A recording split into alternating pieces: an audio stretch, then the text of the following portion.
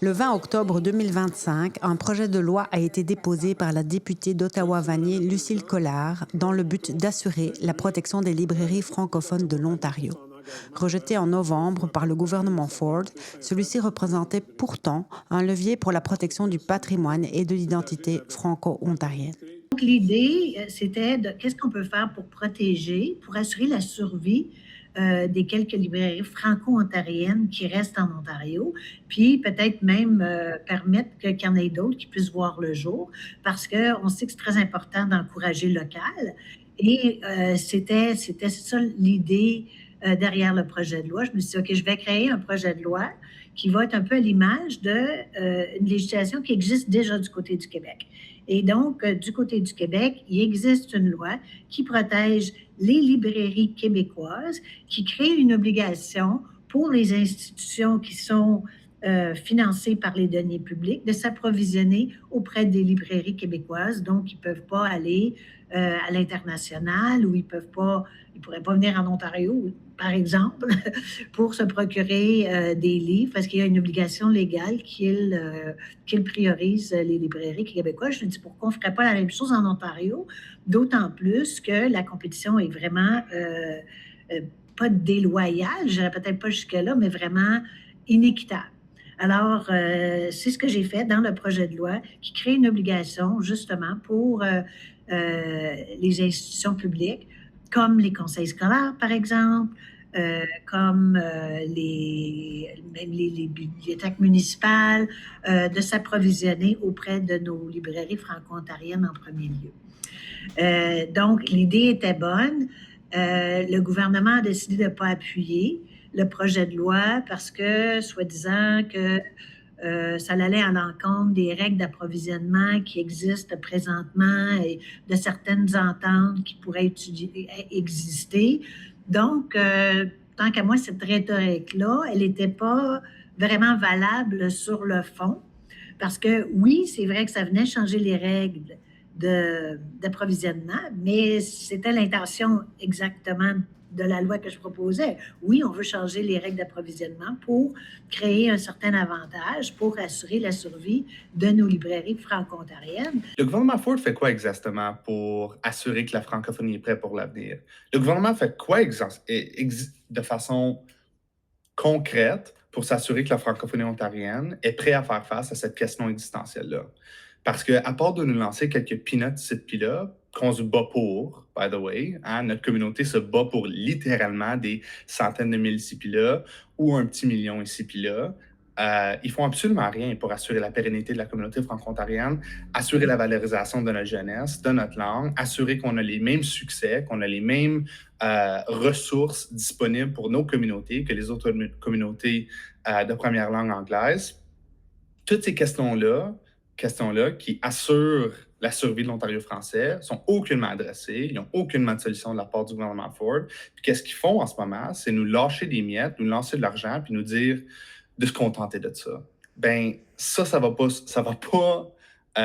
bâtir une solution équitable pour la survie de l'Ontario français. On a besoin d'une stratégie qui est menée par la communauté, qui est pour la communauté. Contacté pour une entrevue afin de pouvoir commenter l'opposition à ce projet de loi, le député Stéphane Sarrazin ne s'est pas montré disponible. Ce qui est encore un peu plus paradoxal, c'est que le gouvernement a ensuite déposé eux-mêmes un projet de loi qui s'appelle Buy Local, en tout cas achat local, qui vient créer une possibilité pour le ministre d'émettre des directives pour obliger des achats à l'intérieur de la province de l'Ontario. Je me sens un peu presque flattée parce qu'ils ont repris l'idée que moi j'avais mis dans mon projet de loi pour le reproduire dans une autre loi qui est beaucoup plus grande, à plus grande échelle, c'est-à-dire à plus grande portée. Moi, je visais simplement les librairies franco-ontariennes, c'était très, très pointu, mais eux, ils étendent ça à tout le marché ontarien, dans le fond. De façon générale, quand c'est des projets de loi qui sont déposés par des membres de l'opposition, le gouvernement va toujours trouver une façon de ne pas les appuyer en disant « Oh, on fait déjà tout ça, puis on a déjà des plans de faire mieux, puis il y a des problèmes avec votre projet de loi. » Donc, ils trouvent toujours des raisons de ne pas l'appuyer. Puis ça, je savais que c'était un risque. Mais en même temps, ça valait la peine de l'apporter sur le plancher et de faire le débat parce que ça a eu le bénéfice de mettre en lumière la problématique qui existe. Ça fait des années qu'on a des consultations après consultations, que ça soit mené par des organismes francophones comme la FO, que ça soit mené par le gouvernement provincial. Puis ça, je veux vraiment mettre l'emphase que je pense pas que c'est nécessairement une question partisane non plus. C'est pas juste le Parti conservateur qui a fait ça. Le Parti libéral aussi, là, c'est des consultations après consultations. Mais concrètement, c'est quoi les actions, c'est quoi les solutions qui ont été proposées pour notre communauté par rapport à cette question existentielle-là, de notre survie, du danger à notre survie? Il n'y en a pas. Comme, moi, je suis tanné des consultations parce que on regarde la façon dont ces consultations-là sont menées. C'est le même groupe de personnes qui se parlent au même groupe de personnes. C'est un cercle entièrement, c'est un silo. C'est ça que c'est. Tu parles à la communauté, tu parles à Martin de Saint-Albert, que tu le rencontres dans le bar, puis tu lui demandes as-tu été consulté par rapport à la pérennité de la communauté franco-ontarienne? Il va te dire absolument pas, j'ai aucune idée de quoi tu parles. On utilisait avant le coin du livre.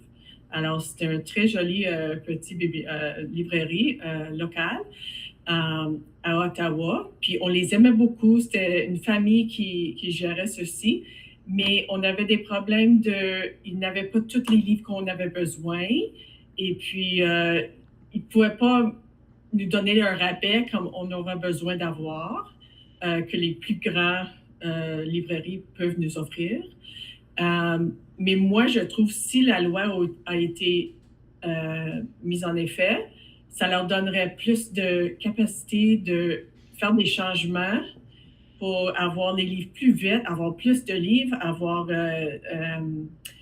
la capacité de donner plus d'un rabais. Nous sommes des Franco-Ontariens, puis sans le support du gouvernement et puis des autres institutions, on ne pourrait pas continuer comme ça. On va, à fur et à mesure, on va disparaître.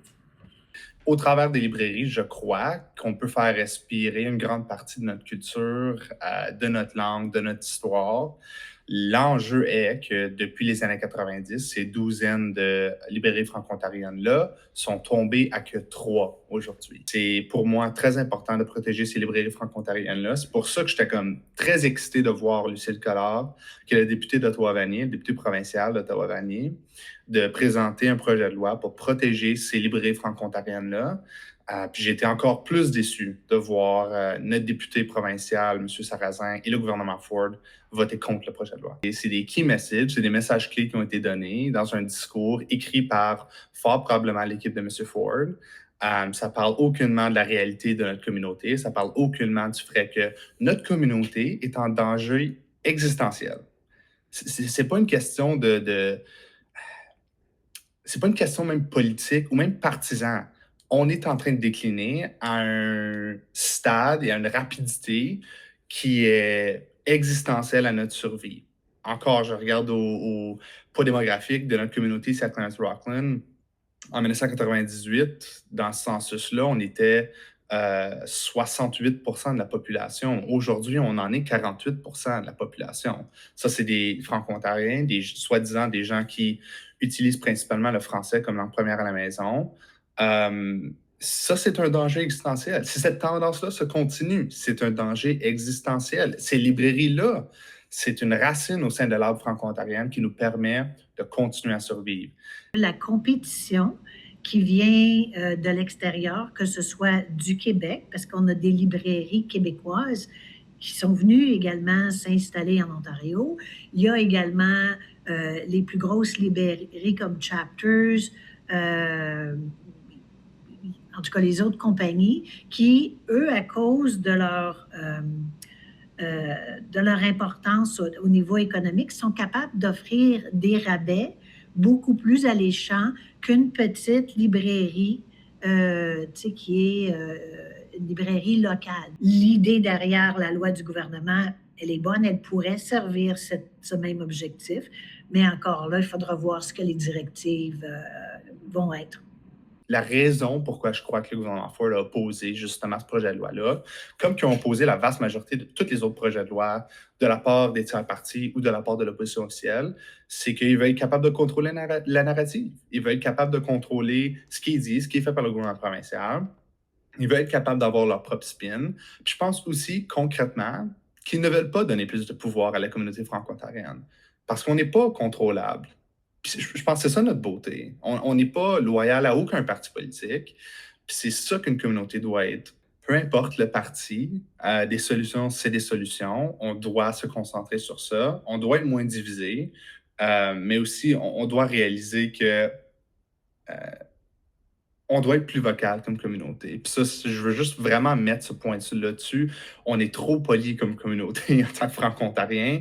On doit être plus militant. Restera donc à connaître l'intention derrière le nouveau projet de loi déposé afin de savoir si celui-ci englobera l'obligation d'approvisionnement des institutions publiques auprès des librairies franco-ontariennes.